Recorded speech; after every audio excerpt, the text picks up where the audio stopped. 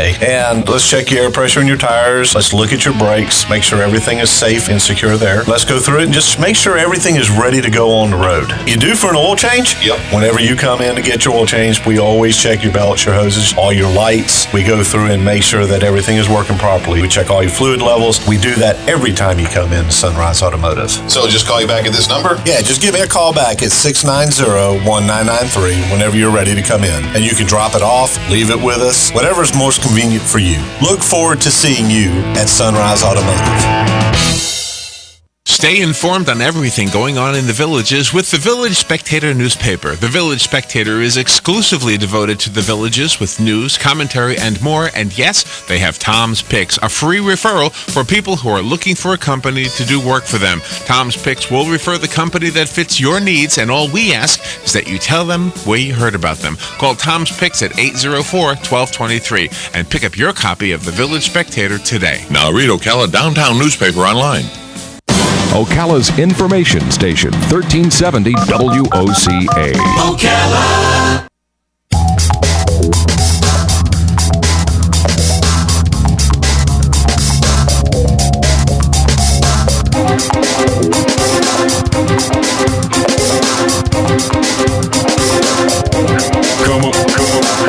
All right, 25 minutes before 9 o'clock, it is time for News Bites. This is the portion of AM Ocala Live during which Robin and I will read the news without offering any opinion.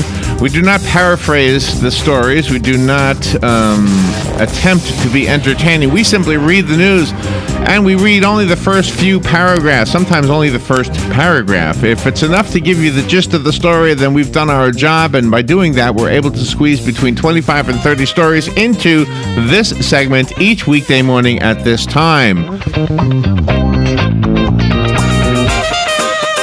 So thank you for tuning in. If you listen, you'll be able to catch up on the news, get on with your own life, live your own news, and we'll start with this story from from the Weather Channel, from weather.com. A brush fire in Miami-Dade County erupted to 670 acres and emitted smoke and ashes that shut down a roadway yesterday, according to authorities in Miami. Officials are referring to the blaze as the Trail Fire. Crews shut down Southwest 8th Street between 137th Avenue and Chrome Avenue due to the fire yesterday, according to the Miami Herald. Strong winds blowing out of the east along the southern periphery of the high pressure anchored over the northeast U.S. are spurring on the fire, according to weather.com meteorologist Chris Dolce. Winds have been gusting over 30 miles per hour frequently in the Miami area, as they were doing yesterday morning and into early yesterday afternoon, and are likely to continue in southern Florida throughout today. And here's another fire in Mayville, Wisconsin. Firefighters in the Wisconsin community of Mayville had to respond to a fire at a familiar scene, their own firehouse. Firefighters were dispatched around 10 p.m. on Saturday after a passerby reported seeing flames at the station, which is not staffed around the clock. The volunteer fire department said in a statement yesterday that crews arrived to find a vehicle on fire inside the station and put it out. The fire was confined to the vehicle, but the station had to be ventilated due to the heavy smoke. Investigators are still trying to figure out what sparked the fire. The department says the fire will not affect its operations. Cleanup was underway yesterday. Mayville is about 45 miles northwest of Milwaukee, reported by the Associated Press. And from the ABC News, the U.S. State Department said it strongly condemns the launches of several missiles by North Korea yesterday, calling it a violation of UN Security Council resolutions. The United States strongly condemns North Korea's ballistic missile launches, which violate UN Security Council resolutions explicitly prohibiting North Korea's launches using ballistic missile technology. That statement from State Department acting spokesman Mark Toner. He went on to say U.S. Strategic Command Systems detected and tracked what we assess was a North Korean missile launch at 4:34 p.m. Central Standard Time. The North American Aerospace Defense Command, also known as NORAD, determined the missile launch from North Korea did not pose a threat to North America. Supporters of Donald Trump clashed with counter-protesters at a rally in the famously left-leaning city of Berkeley, California, on a day of mostly peaceful gatherings in support of the U.S. president across the country. At a park in Berkeley, across the bay from San Francisco, protesters from both sides struck one another over the head with wooden sticks. Trump supporters fired pepper spray as police in riot gear stood at a distance. Some in the pro-Trump crowd holding American flags faced off against black-clad opponents. An elderly Trump supporter was struck in the head and kicked on the ground, reported by Reuters.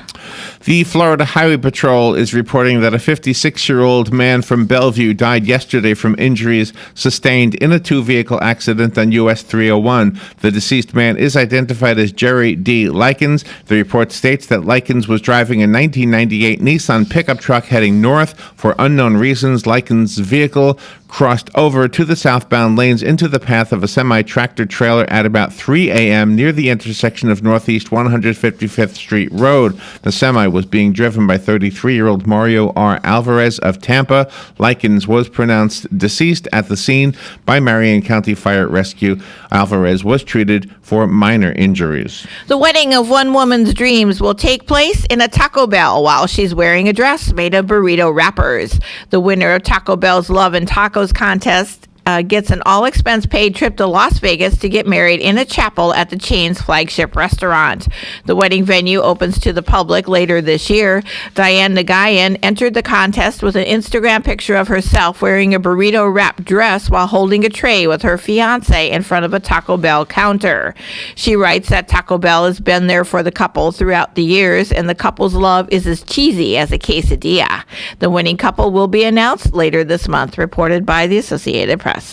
And from ABC News, House Republicans are expected to introduce legislation to repeal and replace the Affordable Care Act early this week. A senior GOP aide told ABC News congressional staffers worked through last week tweaking the proposal. House Speaker Paul Ryan discussed the plan with Health and Human Services Secretary Tom Price, Office of Management and Budget Director Mick Mulvaney, and Energy and Commerce Committee Chairman Greg Walden on Saturday, according to the aide. Some Republican lawmakers expressed concern last week about the House's draft legislation, with opposition forming against a proposed refundable tax credit to help people buy insurance. One group of GOP senators is apprehensive about phasing out Obamacare's Medicaid expansion. Police say a Pennsylvania man who does not know how to swim jumped into the deep end of a pool at a New Jersey hotel and rescued a boy from drowning.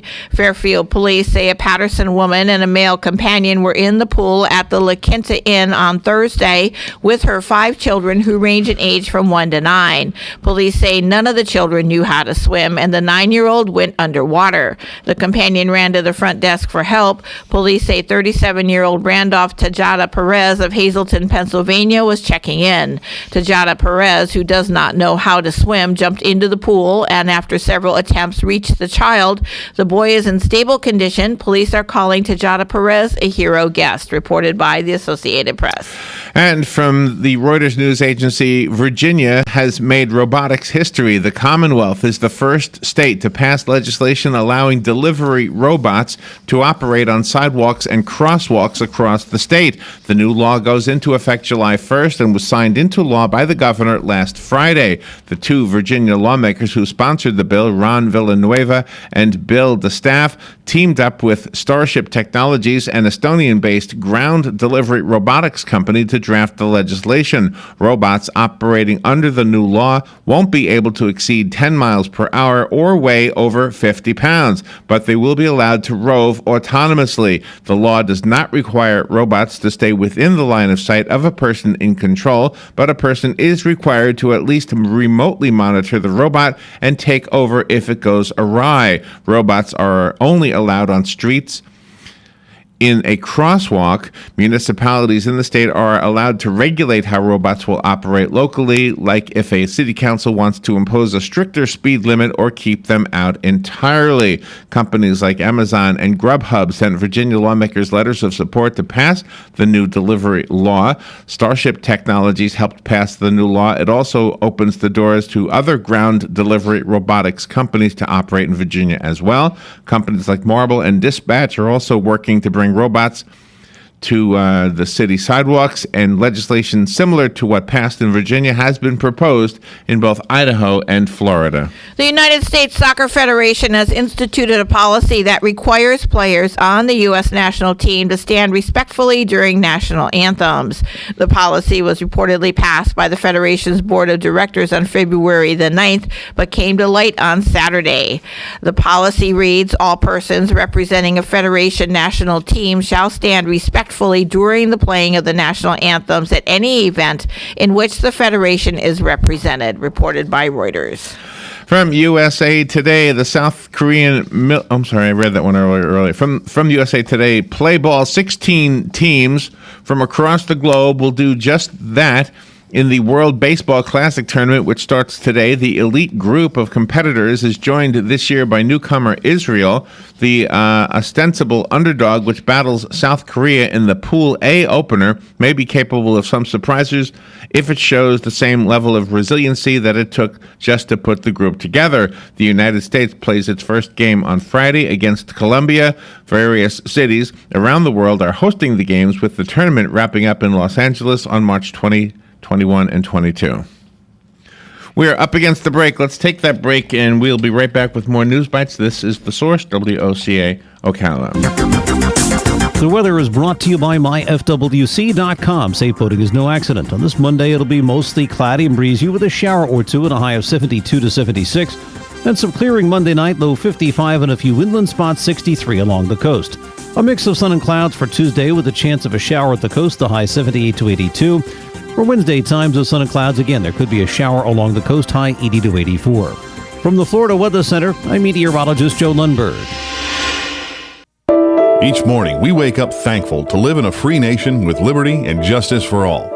But sometimes those liberties can be put in jeopardy, and you may have questions about what to do or who to call. Let Doc Blanchard of Blanchard, Miriam, Adele, and Kirkland help you find the answers. Attorneys at law since 1974 and located in downtown Ocala. If you have legal issues, don't go it alone. Call 352-732-7218. Blanchard, Miriam, Adele, and Kirkland, helping protect your liberties every day. Are you in need of custom screen printing, embroidery, or promotional items? Then look no further and come visit the brand new Legacy Team Sales. LTS is conveniently located off 17th Street next to Armstrong Homes in beautiful Ocala. We offer the best prices and highest quality products for your company, team, school, or nonprofit. Whether looking for screen printed shirts, embroidered polos, or travel team uniforms, you'll be sure to find it at Legacy Team Sales. Come visit our new 27,000 square foot facility. Our friendly and knowledgeable sales staff will assist you in every part of your custom purchase. LTS carries the hottest brands in the industry like Under Armour, Russell, Mizuno, Asics, Badger Sports, Gildan, Pacific, Ogio, and many more. At LTS, screen printing embroidery is done in-house and we guarantee customer satisfaction. Stop by, give us a call, or check us out on the web at shoplts.com. Remember the name, LTS.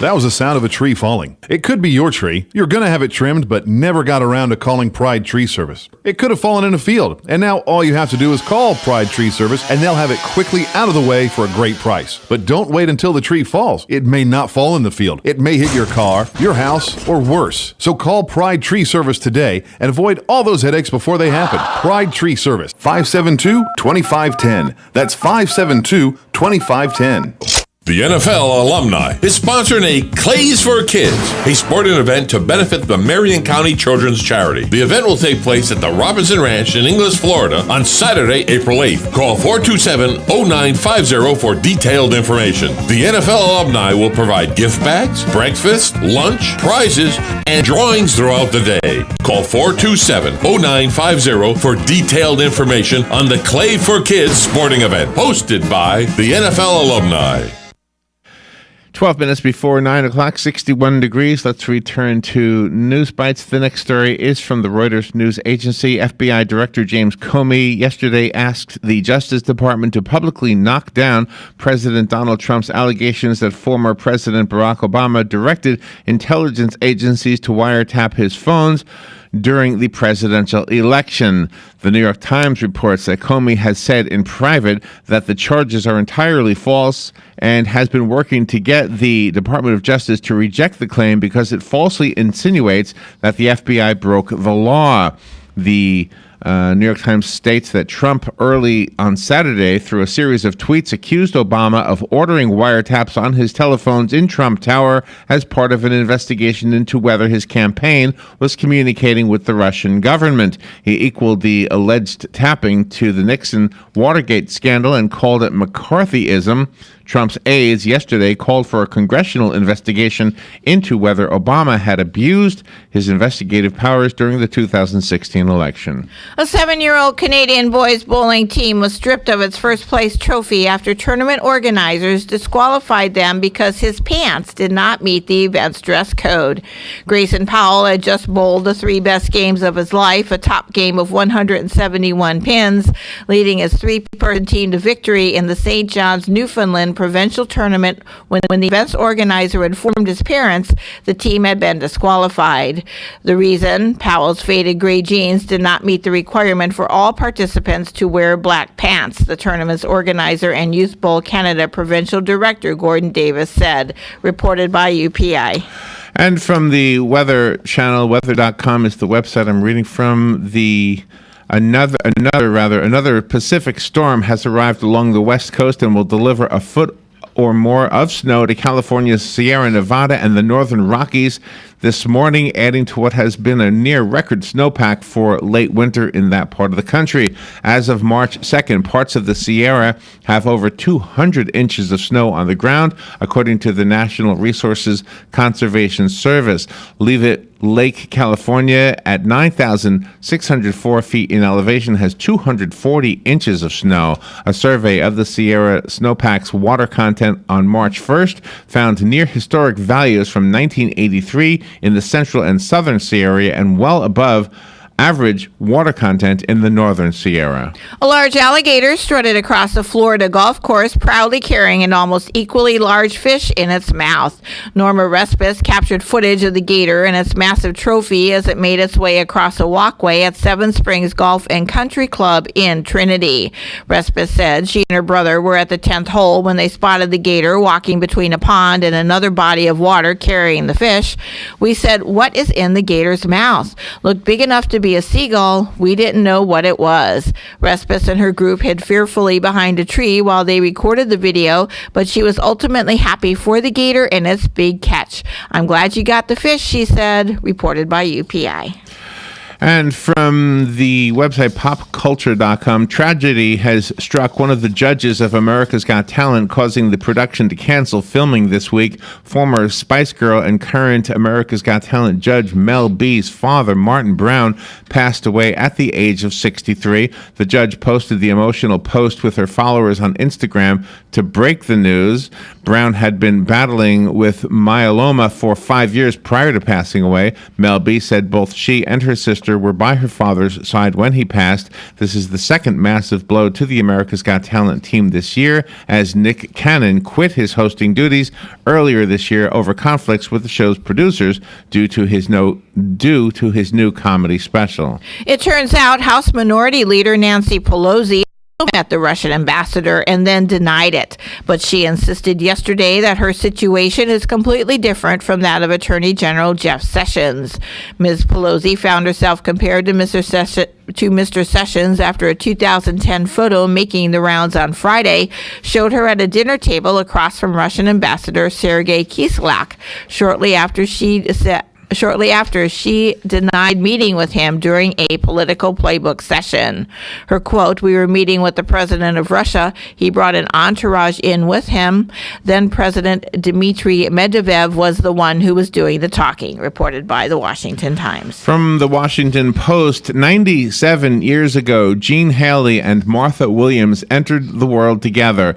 They died tragically together outside the Haley's home over the weekend, most likely of hypothermia, according to police in Barrington, Rhode Island. On Friday night, the twins went into town for dinner with their 89-year-old sister, who lives in another home in Barrington. After dinner, she left the twins at Haley's home on Opeechee Drive about 8:30 p.m. and drove away before they were inside. The sprawling home is somewhat isolated, sitting at the end of the quiet road where it meets the 100-acre cove. Investigators think that Williams of East Providence, Rhode Island, may have fallen in the driveway walking to her car. According to a police statement, Haley may have tripped on a rug in the garage as she tried to enter the house and call for assistance. Haley was left immobile with the garage door wide open to the harsh weather outside, and her sister is still stranded on the driveway. As the night wore on, temperatures dipped to 16 degrees. It wasn't until the next morning that a neighbor discovered Williams face down in the driveway. Haley was found in the garage. Russian news reports say curious and pious people are visiting a bust of the last Tsar in the Crimean capital after reports spread that the sculpture appeared to be weeping.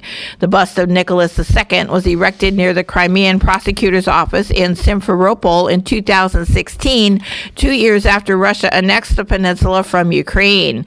Nicholas II, like previous Tsars, is considered a saint by the Russian Orthodox Church. Reports of statues and other inanimate objects appear to weep periodically, surface in various religions. Natalia Poklonskaya, the former Crimean prosecutor, called the appearance of moisture a miracle that neither scientists or anyone can explain. She noted that it corresponds with the 100th anniversary of Nicholas II's abdication from power, reported by the Associated Press. And also from the Associated Press, the Defense Department is investigating reports that some Marines shared naked photographs of female Marines, veterans, and other women on a secret Facebook page, some of which were taken without their knowledge. The photographs were shared on the Facebook page Marines United, which had a membership of active duty and retired male Marines, Navy corpsmen, and British Royal Marines. Along with identified female military members were photographs of unidentifiable women in various stages of undress and included obscene comments about some of the women. A wedding party en route to the ceremony in Iowa ended up with the wedding photo of a lifetime when their party bus burst into flames. Chrissy and Shane McCowell said they and their friends and family were still about 5 miles from the church in Nashua when the party bus started to fill with smoke. "I was worried that it might stop and we might not get to the church," Chrissy said. "I just knew something wasn't right because of the smell of smoke." The vehicle made it to the church and the passengers exited safely, but just as the final cooler of alcohol was removed from the bus, it burst into flames. "It literally exploded," Shane said. "It sounded like a gunshot." Nick Sorbet, owner and manager of the Cedar Falls-based Dolly's party bus service, said the fire was caused by a leak from one of the bus's brake chambers. Wedding photographer Michaela Hanna and her husband, who was helping her with the job, took advantage of the situation by snapping some photos of the wedding party posing in front of the bus, reported by UPI. From the Associated Press, throngs of people converged in the city of Selma, Alabama for the annual reenactment of a key event in the civil rights movement. Yesterday marked the 52nd anniversary of the march across the Edmund Pettus Bridge over the Alabama River in Selma. On March 7th, 1965, African Americans seeking voting rights launched a march across the bridge en route to Montgomery, but were attacked by police. That violent episode became known as Bloody Sunday. The march is credited with helping build momentum for passage of the landmark Voting Rights Act of 1965. Attendees included the Reverend Jesse Jackson, Congresswoman Terry Sewell, Alabama Secretary of State John Merrill, and North Carolina NAACP President Dr. William Barber. The Israeli government has taken steps to reduce the penalties for personal marijuana use. It backed plans to issue fines initially and only resort to criminal charges for repeat offenders. Selling, buying, and producing the drug will remain illegal, and the move must still be ratified by Parliament, reported by the BBC. And from the Washington Post, a class action lawsuit alleges at least 60,000 immigrants detained by U.S. Immigration and Customs Enforcement were forced to work for $1 per day or less at an immigrant detention center in violation of federal anti-slavery laws. The prison, the Denver Contract Detention Facility, detains immigrants waiting for court appearances. The lawsuit was filed in 2014 and gained class action status last week, following a ruling by U.S. District Judge John Kane. The facility, operated out of Aurora, Colorado by Geo Group, is under contract with the Immigration and Customs Enforcement Agency. It's the first time in history where a class action lawsuit accusing a U.S. prison company of forced labor has been allowed to progress. A man accused of attacking a mannequin that Las Vegas police positioned to resemble a homeless person following 2 slayings remained jailed. A judge has set bail at $50,000 for Shane Schindler, who is charged with 1 count of carrying a concealed weapon. Schindler was arrested last week following the February 22nd incident. Schindler's arrest report says police set up the mannequin resembling a sleeping man after detectives had no leads on the slayings of 2 homeless men earlier this year. Authorities hadn't ruled out the possibility of thrill kills. They placed the blanket-covered mannequin on the same spot where one of the 2 men were killed. The report says Schindler approached the decoy, looked around for traffic, and struck it with a 4-pound engineer's hammer. Surveillance video captured the incident. Daniel L. Dape, age 46, and David Dunn, age 60, were bludgeoned to death within a month's time earlier this year. Both had suffered head trauma, reported by the Associated Press. And from USA Today, National Hockey League general managers could redefine the definition of offside when they gather in Boca Raton for their annual meetings today through Wednesday. GMs will consider whether the plane of the blue line should be used to determine whether a player is offside. According to Rule 83.1, a player is offside when, quote, both skates are completely over the leading edge of the blue line, unquote. We'll take a break now. That's all the time we have for News Bites. We'll be right back. How many stories today? 29. We'll be right back. TA, Ocala, Gainesville, The Villages, 1370 AM, 96.3 FM, The Source. Fox News Radio, I'm Pat O'Neill. President Trump still not saying where he got the information, but still claims former President Obama bugged his phones during the campaign and wants Congress to investigate. The president's entire point is that the people deserve to know. Counselor to the president, Kellyanne Conway on Fox and Friends. Democrat Senator Chris Coons sits on the Foreign Relations Committee. It's in the best interests of our country for us to move forward promptly. The New York Times reports FBI Director James Comey is asking the Justice Department to issue a statement denying the charges. Fox's Rachel Sutherland. At least one big brush fire still burning in South Florida, where several roads were closed over the weekend. Scott Peterich of the Florida Forest Service says drought conditions have been an issue. And then you put these high winds in, it really causes a possible disastrous situation. The fire in southwest Miami-Dade County spread to nearly 700 acres. Fox News, we report, you decide.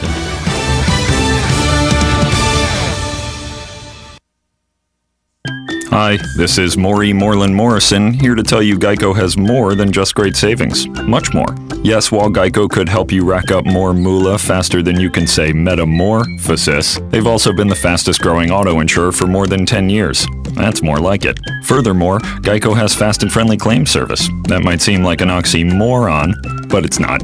All the more reason to say no other auto insurer has more than Geico. Geico. Expect great savings and a whole lot more. Heavy rain this morning causing backed up traffic all the way to We should move all laptops and Folks, we're number 9 on the list for takeoff, so settle in, keep those seatbelts fastened. What fries with that?